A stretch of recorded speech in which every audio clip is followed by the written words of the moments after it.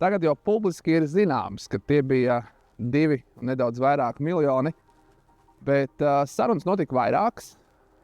Starp citu, viena no sarunām notika te, Boldrājā.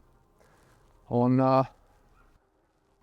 tie mājieni no sākuma bija ļoti tā kā vispārināti, pēc tam jau parādījās aizvien konkrētāki. Tika parādīti 2 pirksti un klusiņām pačukstēts 6 nulles. Vēlāk jau sāka stāstīt drošāk cilvēki nākamajās tikšanās. Igors Trupko vienā tikšanās reizē, es atceros, paņēma tādu salīdzinoši palielu baltu lapu un sāka zīmēt schēmu. Kam, ko, par ko, cik naudas tiks piegādāts ar kādiem kanāliem.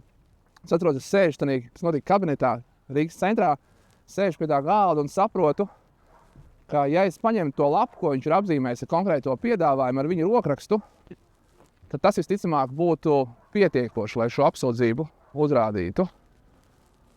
Un bija tāds mirklis, pēc vairākām stundām viņš piecēlās un aizgāja attaisīt terasi vaļā.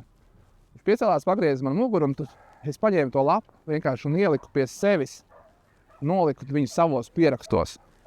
Un tur brīdī es domāju, nedod Dievs, viņš to ieraudzīs, kad es esmu to viņa lapu paņēmis. Un notika tā, kad es centos uzreiz to sarunu kaut kā izbeigt, un man izdevās to, mēs atvedījāmies, un es izgāju ārā, un pie sevis padomāju, pietiks visticamāk. Šīs vairākās tikšanās visticamāk ir noslēgušās, un operatīvā lieta ir pietiekoši, lai to pierādītu, ka viņš ir piedāvājis kukuli.